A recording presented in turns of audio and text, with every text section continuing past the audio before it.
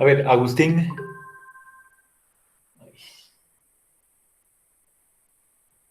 A ver, estamos en el capítulo 2, en la sección 15.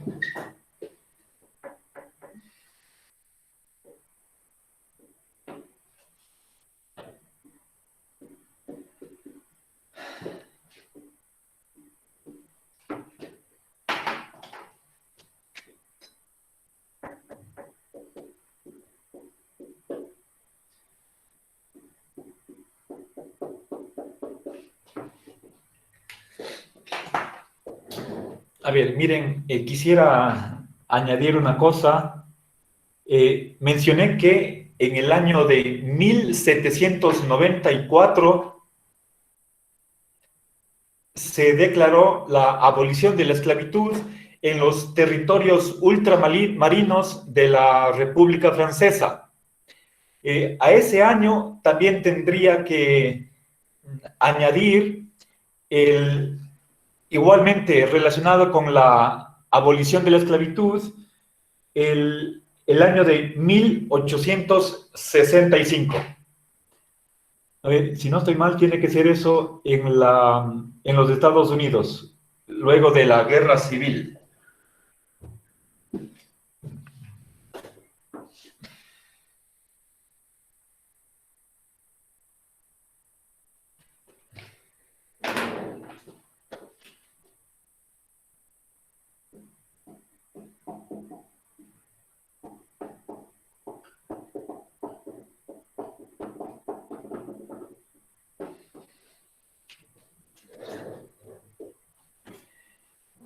Bien, entonces,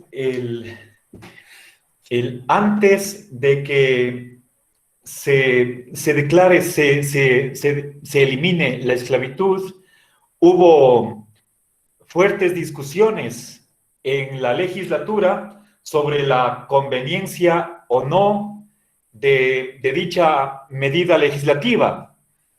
Y obviamente no fue fácil el llegar a un acuerdo, y ustedes saben que se produjo una guerra entre el norte y el sur. Los del norte querían la liberación de los esclavos, en cambio eso significaba, entre otras cosas, pérdida económica para los del sur, puesto que las plantaciones, la producción agrícola estaba en mano esclava. Entonces, ¿cuánto que ha costado esta liberación? En el fondo de la discusión estaba el presente, la doctrina jus naturalista.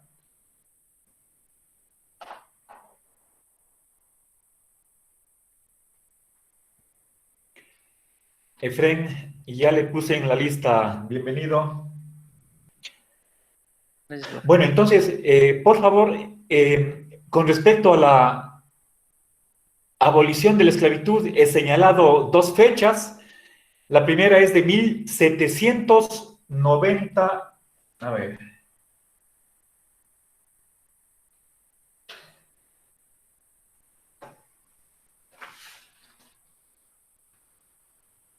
Estoy buscando la fecha exacta, no quiero darles el año equivocado.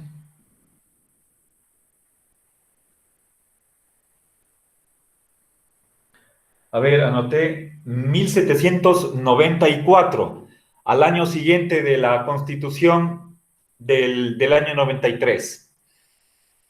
Eso es en los territorios ultramarinos de la República Francesa, y aquí este segundo año es en Estados Unidos.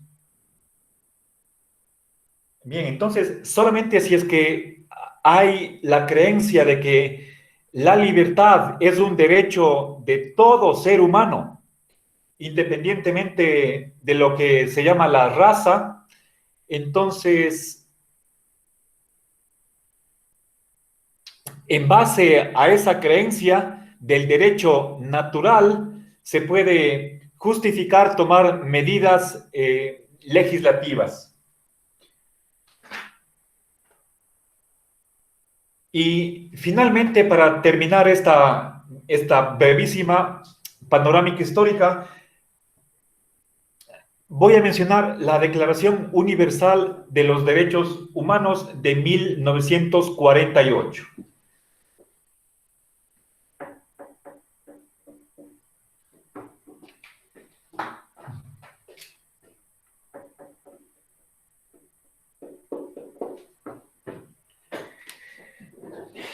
Bien, me parece que revisamos el artículo 1 o el primer considerando de esta declaración en alguna otra clase. Se menciona que el hombre intrínsecamente tiene derechos. Recuerden, estamos a 3 años de la finalización de la Segunda Guerra Mundial,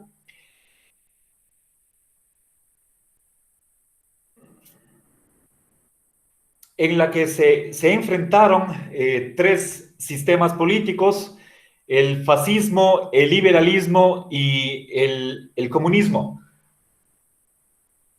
El mundo estaba dividido entre el occidente y el bloque comunista. Los de occidente querían que se reconozcan los derechos civiles y políticos. En cambio, los del este querían que se reconozcan los derechos económicos y sociales. Pero a pesar de esa diferencia, en lo que todos unánimemente estuvieron de acuerdo es en que los derechos forman parte de la naturaleza del ser humano. Los derechos como algo intrínseco al ser humano.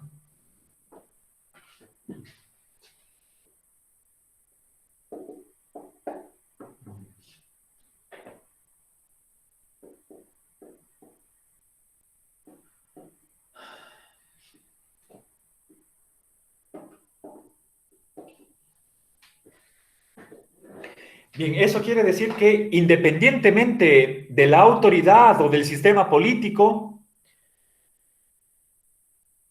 quiera o no el legislador o el poder, tenemos derechos por nuestra propia naturaleza. Entonces, el justnaturalismo sirvió de plataforma común que iba más allá de las ideologías políticas. Y nuevamente, entonces, tenemos que estaba presente el justnaturalismo al momento de cuando la Asamblea General de las Naciones Unidas hizo esta famosa declaración. Por supuesto, declaración no es lo mismo que un pacto internacional o un convenio.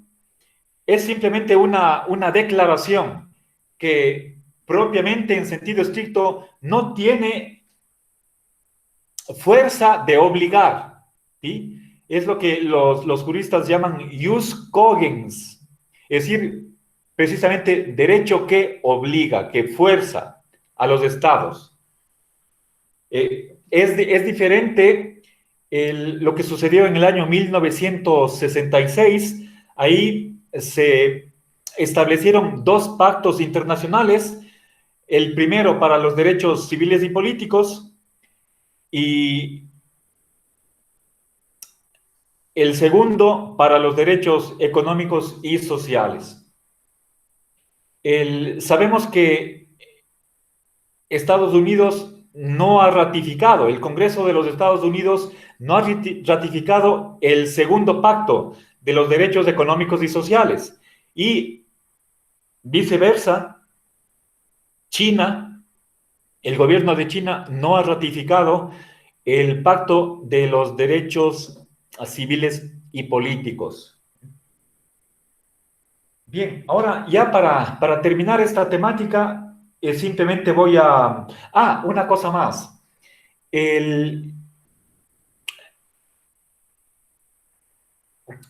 si no estoy mal, en el primer artículo o en el primer considerando, una de las razones que se mencionan en esta declaración es la dignidad humana como,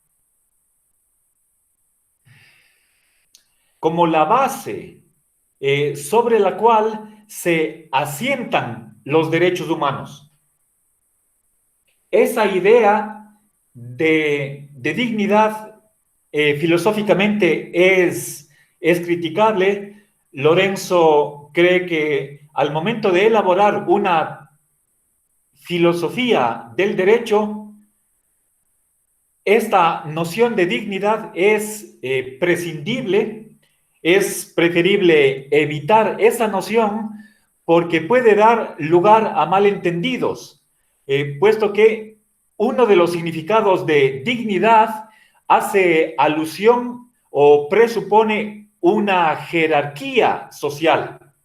Solamente los altos cargos, esos serían dignidades, ¿sí? Piensen ustedes en, por ejemplo, un nuncio apostólico, un arzobispo, un juez de la Suprema Corte de Justicia. A esos cargos los llamamos dignidades, ¿sí? Y piensen ustedes en el opuesto, el que es lo indigno, ¿sí? Entonces tiene obviamente una connotación negativa, pero en cualquier caso, Lorenzo señala que, contrariamente a lo que se piensa en algunos círculos, Kant para nada ha estado influenciando esta declaración del año 48. Y una de las razones para ello es que en Kant el valor es simplemente algo instrumental, como un medio. En cambio, la dignidad está entendida como un fin, ¿sí? Sabemos que para Kant el hombre es un fin en sí mismo. Para Kant no hay cómo confundir dignidad y valor.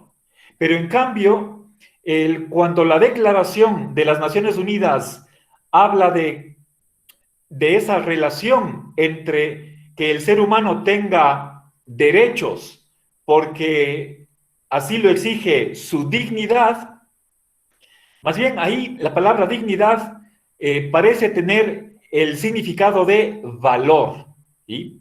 En cambio, para Kant, valor y dignidad se oponen como medio y fin. Por esa razón, no se puede decir que Kant sea una de las influencias que estuvieron presentes en la redacción de esta declaración del año 48. ¿Sí?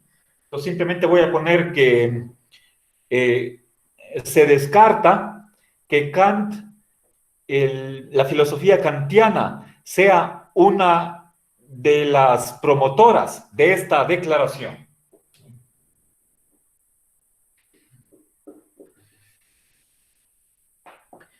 Bien, recuerden, me he referido a Locke también en sentido negativo para descartar su influencia y que si tuviéramos que identificar un filósofo detrás de estas declaraciones, sobre todo la del año 1776, la Declaración de la Independencia Norteamericana, sería un autor Vattel, que fue discípulo de Leibniz, el que habría influenciado en gran medida la redacción de esa declaración. Y como ustedes saben, Leibniz es un justnaturalista. Bien, entonces, con esto acabo. La conclusión de esta sección 15 es que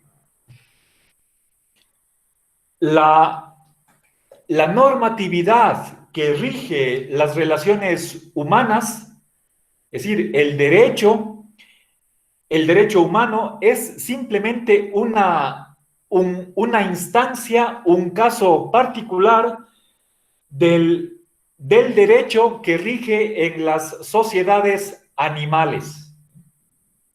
Eso es el naturalismo jurídico.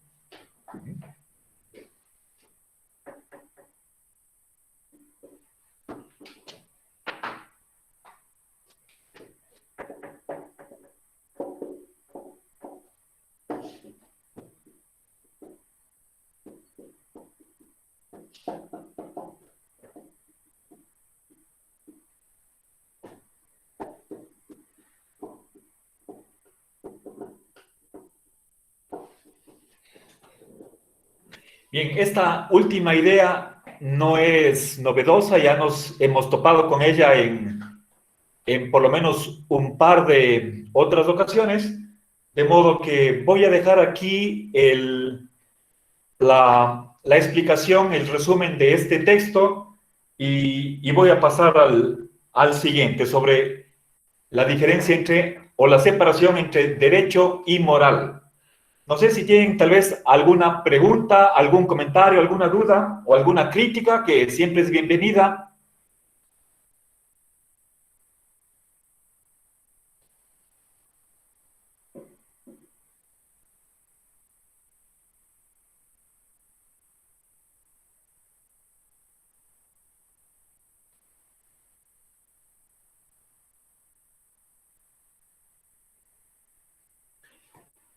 ¿No? Bueno. Ok, entonces ya, cerremos este texto y vamos al siguiente. Voy a tomar una foto y borro el pizarrón para empezar el siguiente y último texto.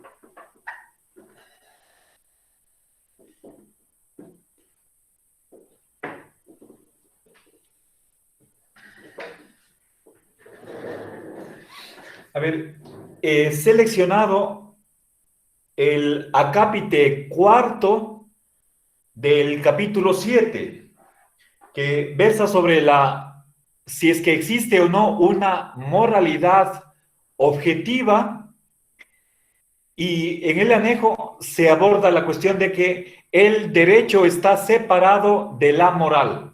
¿Sí? Entonces, capítulo 7, sección 4 y anejo.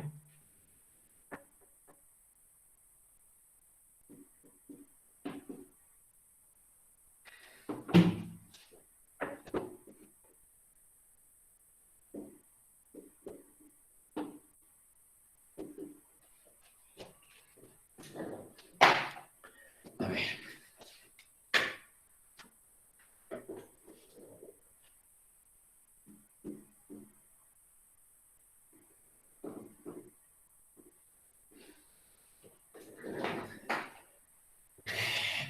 Ya, a ver.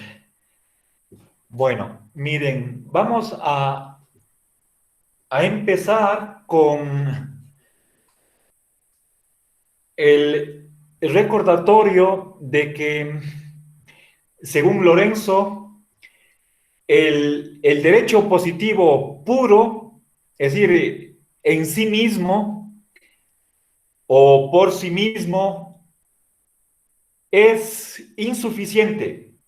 Y así lo reconocen algunos positivistas, aquellos a quienes Lorenzo los llama moralistas. Según estos, para completar insuficiencia que tiene el derecho positivo, se apela a la moral. ¿Sí? A ver, entonces, Lorenzo dedica esta cuarta sección, que es la última del capítulo 7, para criticar al moralismo.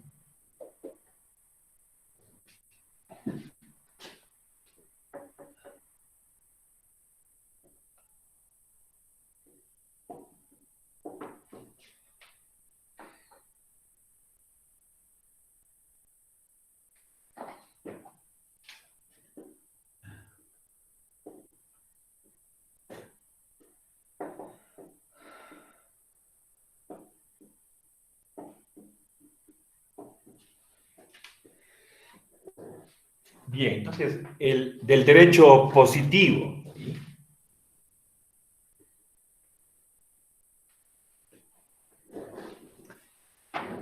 Bien, entonces,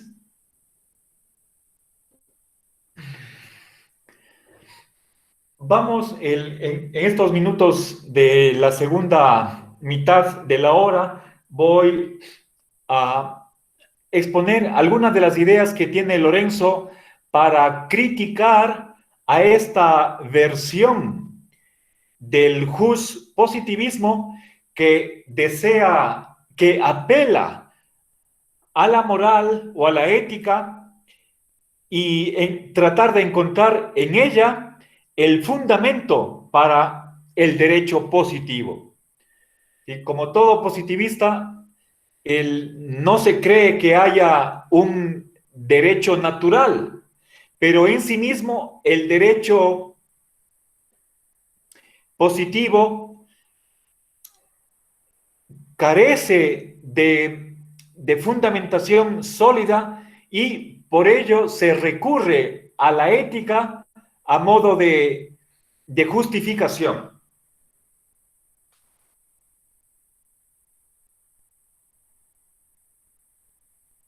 A ver, Dieguito, ya le puse en la lista. ¿Alguien más, por favor, que no le ha anotado todavía? A mí, profe, a mí no me anotó tampoco en la lista. Ah, ya, perfecto, Leonardo. Gracias, profe. Ya, de nada, un gusto. Bueno, entonces, vamos a ver, verán. Lorenzo se cuestiona o pregunta si la moral es objetiva o no. ¿Sí? Por una parte, él cree que el derecho natural sí es objetivo y vamos a ver en qué sentido el derecho natural es objetivo y en cambio ataca a la moral en esa pretensión de querer ser objetiva. Para Lorenzo, en la moral solo se daría una mera opinión. La moral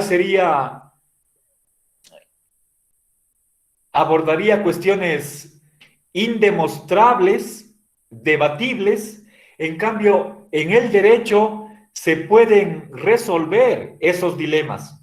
Entonces, quiero aportar algunas ideas a favor de esta separación entre derecho y moral. A ver, entonces, en primer lugar, a ver, mencionemos que históricamente los primeros autores, los primeros filósofos que propugnaron la separación del derecho de la moral, que los valores jurídicos se independicen de la ética, fueron Pufendorf y Kant en la segunda mitad del siglo XVIII. Ellos fueron los iniciadores y ambos son naturalistas.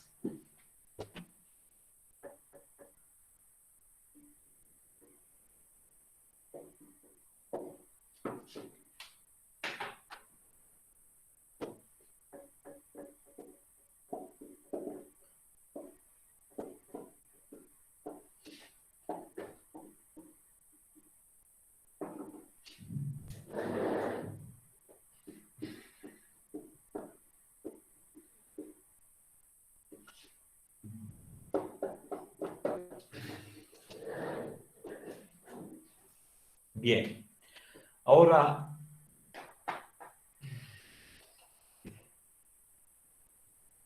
a ver, quiero añadir que los Hus positivistas están de acuerdo con esta separación, ¿sí? Aquí estoy hablando de independencia.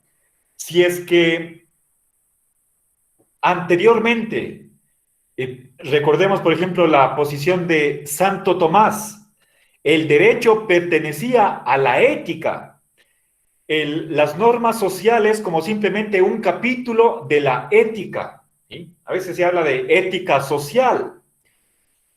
Esa era la posición tradicional, y los primeros en oponerse a considerar el derecho como si fuera simplemente un capítulo de la ética, recién en la segunda mitad del siglo XVIII, con estos dos autores jus naturalistas.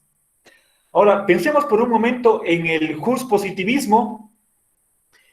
Hemos visto ya, por lo menos en una ocasión, que para el jus positivismo, debido a su tendencia empirista, a esa distinción entre enunciados analíticos y sintéticos, por el verificacionismo, lo que no pueda confirmarse o corroborarse empíricamente carece de sentido. Las afirmaciones de la ética ni son analíticas ni tampoco sintéticas, no se pueden confirmar, no se pueden probar por medio de la observación, de la percepción. Por lo tanto, toda la ética y con ella el resto de las disciplinas filosóficas son un sinsentido. Entonces, está bien, según los jus positivistas, que el derecho, que tiene que ser el bien fundamentado, no puede basarse en la ética, ¿sí? Entonces, si bien fueron estos dos jus naturalistas los que iniciaron la separación entre derecho y moral, los positivistas posteriores, ya en el siglo siguiente, en el siglo XIX y primera mitad del siglo XX, asumieron, se apoderaron, se apropiaron de esta separación y fueron los abanderados de la misma, de ese divorcio. Pero curiosamente, un sector de los positivistas volvió a recurrir a la ética para fundamentar el derecho. Ellos son los jus moralistas, que es una facción del jus positivismo, ¿sí? Podemos decir, la corriente mayoritaria de los jus positivistas están a favor de la diferencia entre ética y derecho. En cambio, los jus moralistas constituyen una minoría del jus positivismo que está a favor de apelar o recurrir a la ética para fundamentar el derecho. Bueno, ahora veamos qué se entiende por objetividad y por qué el derecho natural sí es objetivo, mientras que la moral no. A ver, quizás conviene, antes de avanzar, definir cómo entiende Lorenzo la moral. A veces Lorenzo utiliza, en estas secciones que estoy, en la 7.4 y en el anejo, maneja intercambiablemente las dos palabras ética y moral. Básicamente no quiere distinguirlas. En todo el libro, apenas en una nota a pie de página, habla de una ética objetiva, en el sentido hegeliano, y precisamente como una especie de derecho, ¿sí? Pero caso contrario, el ética da igual que moral, y no le interesa hacer esa distinción que hacen otros éticos, otros moralistas, para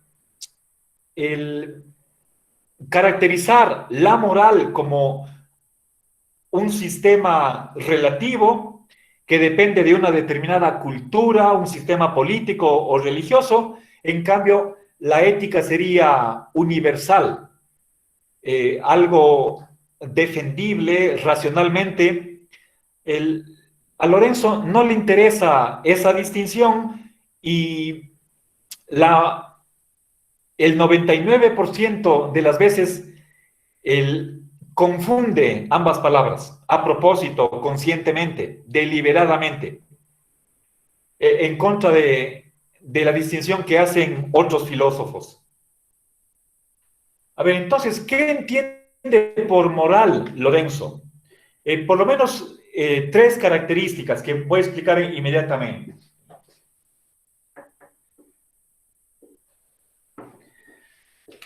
A ver, verán, en primer lugar, la moral o la ética lo que hace es evaluar, tener criterios para evaluar no solamente las conductas, las acciones, los hechos de los seres humanos, sino también sus intenciones.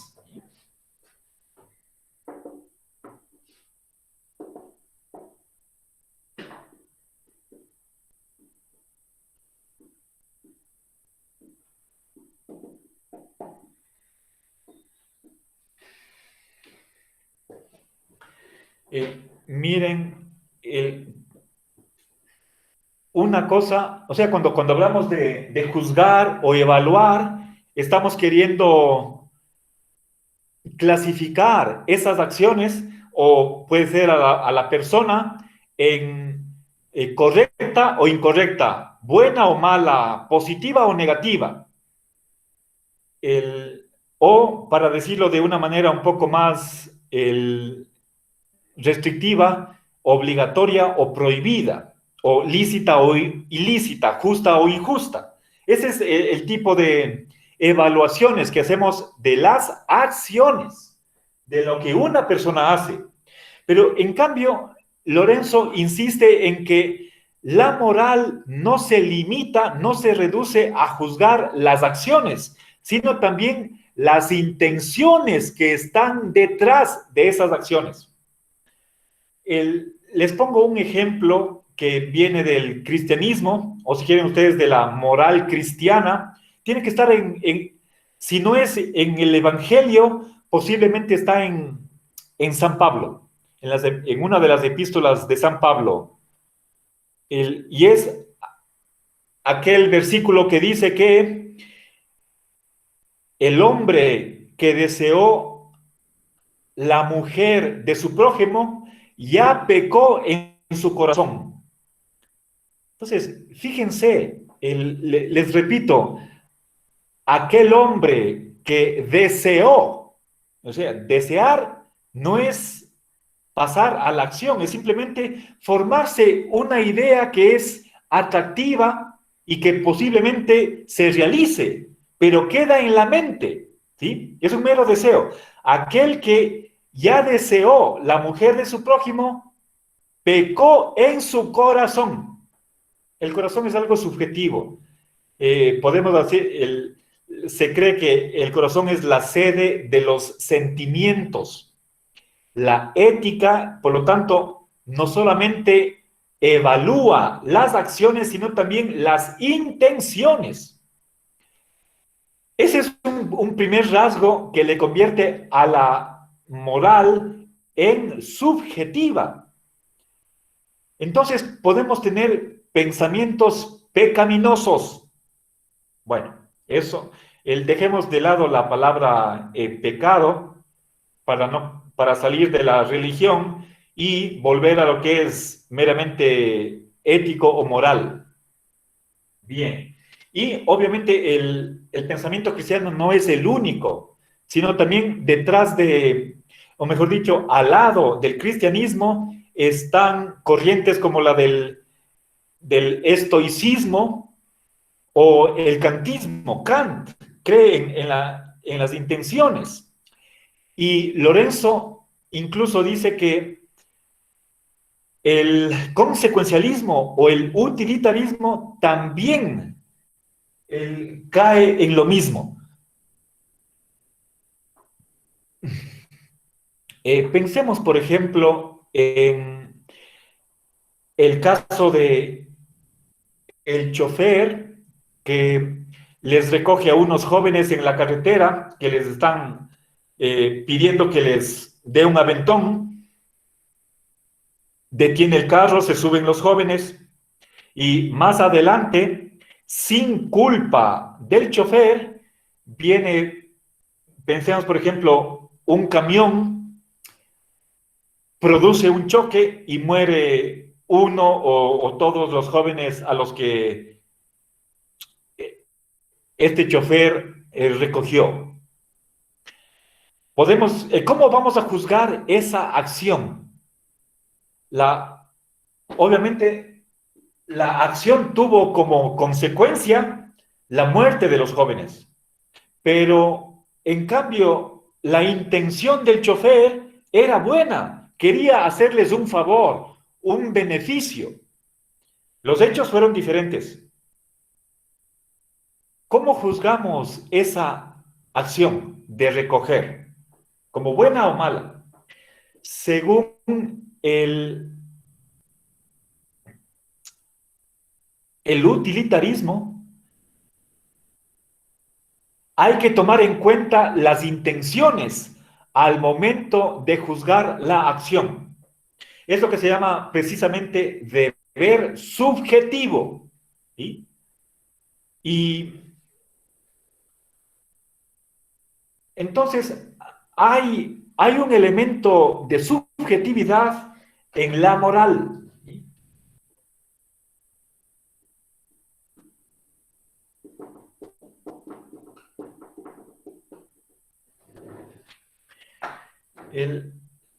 Recordemos una de las corrientes de la metaética, que es el emotivismo. Nosotros, a ver, perdón, veamos, tal vez antes de cambiar un poquito el tema, veamos otra de las razones por las cuales la moral es subjetiva. El fin de la moral es la perfección. Eso desde tiempos de Sócrates, por lo menos.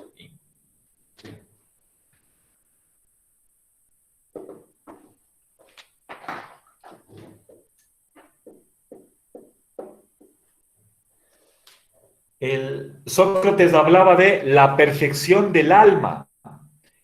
Ese sería el objetivo final. Es decir, cuando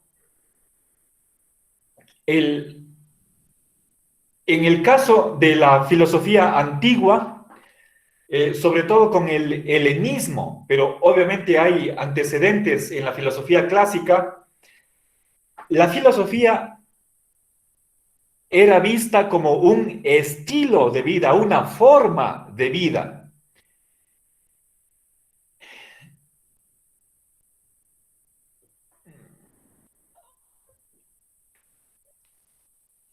A ver, eso va muy bien incluso con Platón. Pensemos en que la ética era considerada como una formación del carácter, el cultivo de las virtudes. Y esa es una de las funciones principales que tiene la ética de Aristóteles. Y obviamente también está presente esa idea central en Epicuro, en los estoicos. Se trata de que, por ejemplo, la voluntad sea dócil y pueda someterse a la voz de la razón. Para eso se necesita un entrenamiento, un ejercicio. Y en eso consiste la vida ética. ¿Sí? Para la mayoría de los filósofos de la antigüedad y también para gran parte de los filósofos medievales.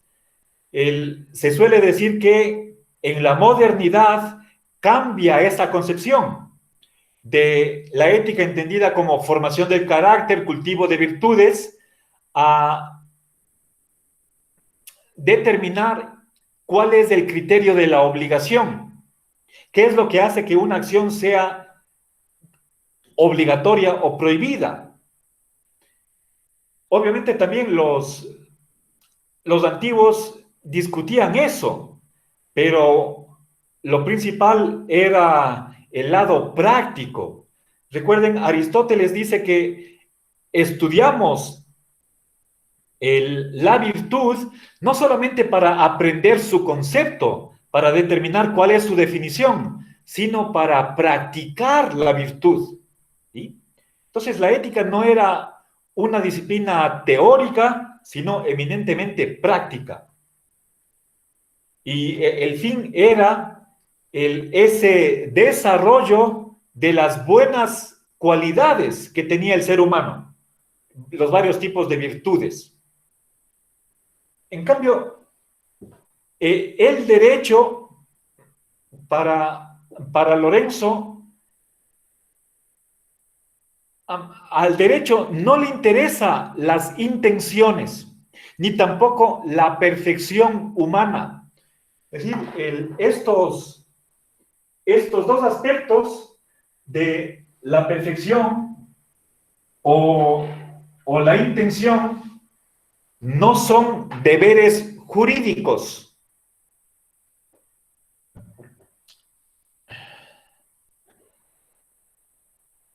A ver, voy a matizar lo que acabo de decir con respecto a la intención.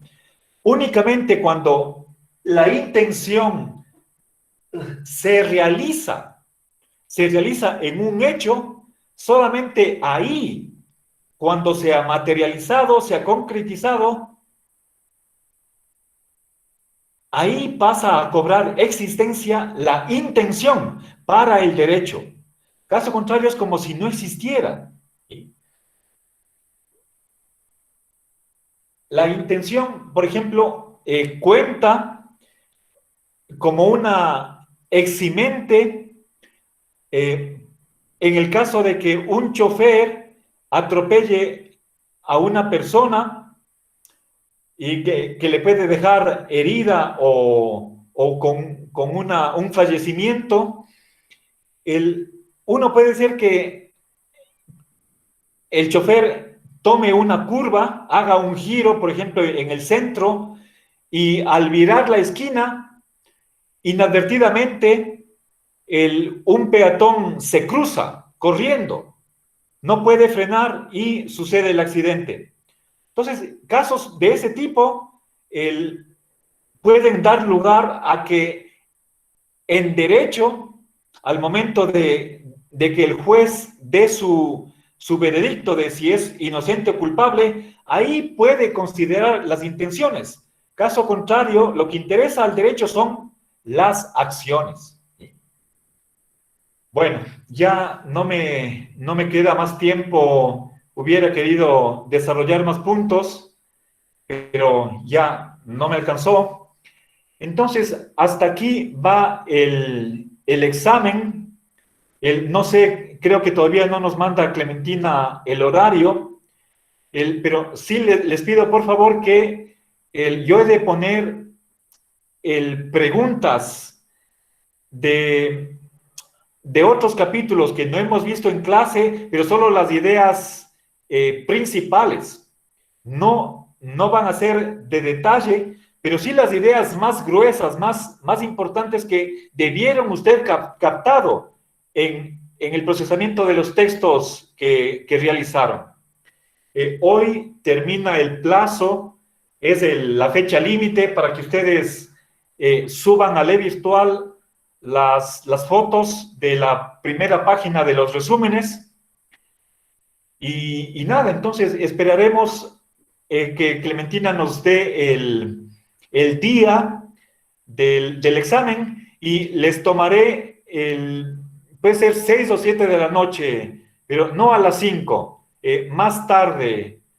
Y será, a ver, como el examen es sobre 30 puntos, puede ser que les tome, puede ser unas 15 preguntas.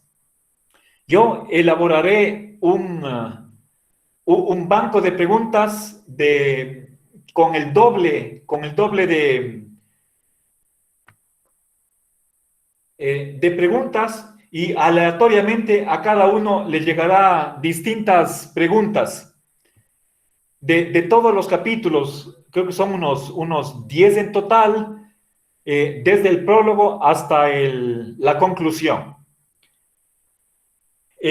Serán preguntas, la mayoría de ellas serán de verdadero o falso, opción múltiple o muy posiblemente de hacer un emparejamiento, por ejemplo, de las afirmaciones 1, 2, 3 con las opciones A, B, C. En fin, bueno, entonces, nada más este fin de semana califico las tareas que han subido ustedes a la virtual y el día domingo les estaré enviando un archivo Excel con la calificación de cada deber, luego la suma total. Ya voy a ver sobre cuánto califico y al final tendré que hacer una regla de 3 sobre 25 puntos. Entonces, yo les comunico, les mando un mensaje al grupo de WhatsApp y si es que hay algún desacuerdo, por favor se comunican conmigo y les arreglo si es que hay algún error. Nada más, les quiero agradecer por su presencia y les deseo éxitos en los exámenes por venir. Que les vaya muy bien. Tal vez alguna pregunta o alguna consideración que quisieran hacer.